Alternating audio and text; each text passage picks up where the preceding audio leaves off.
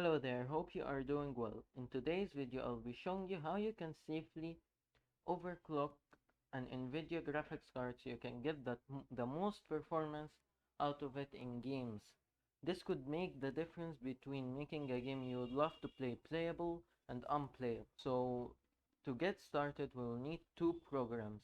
One to overclock the graphics card and one to stress it to see if that overclock is stable or not.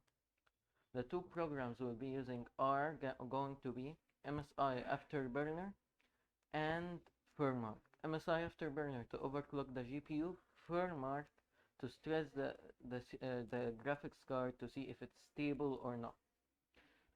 So let us get started by going in your preferred browser. All these links will be in the description. And let us start by downloading MSI Afterburner. Just search MSI Afterburner, and the MSI.com link does not work, so we'll be using you can either use guru3d.com or TechSpot. Today we'll be using guru3d.com. Just scroll down until you can find the download 4.6.3 stable file. Just download it, wait the 5 seconds, and it should start downloading.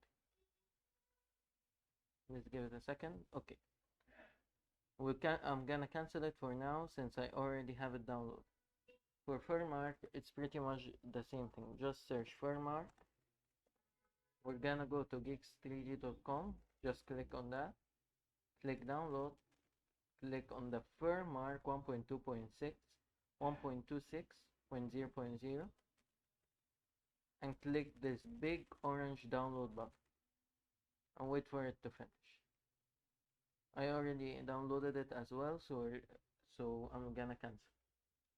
After they have been downloaded, open them up. Here's FurMark and here's MSI Afterburner. Click yes to the prompt, and we can start by stress testing the graphics card. In this example, I'll be using the Lenovo Legion 5i, which has a mobile GTX 1660 Ti. Here is the core clock and the memory clock. Here this is what we'll be using to overclock the graphics card. So let us stress test the graphics card. Use 1920 by 1080. To stress test it to the max, use anti-aliasing 8x MSAA and GPU stress. Let us see what is the max clock that our GPU will hit.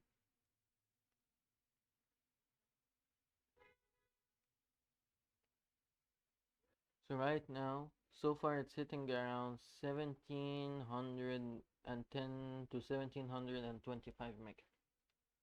So after we have seen the base clock that it will hit, now we'll start overclock. Let's start with 50 megahertz. This should be a safe overclock that shouldn't do anything to the GPU, and it's like a really low overclock, which should work with most graphics. Click apply. Let us see. There we can see that the GPU core clock has increased to around 1755, 1770. From here on out, we'll increase it by 15 megahertz steps. So from plus 50, we're gonna go to plus 65. We're gonna do this until until the system crashes or there is artifacting on the screen. So be right back until that happens. So I'm back again. I see that the highest overclock I can do is plus 130 megahertz on the core clock. After that, it just doesn't increase. So when you find your max stable clock, until like the core clock does not increase, or when you start seeing artifacting or crashing, go back to the last stable clock that doesn't affect the core clock from increasing and doesn't crash your system or have any artifact. Now onto the memory. The memory clock is just like the core clock.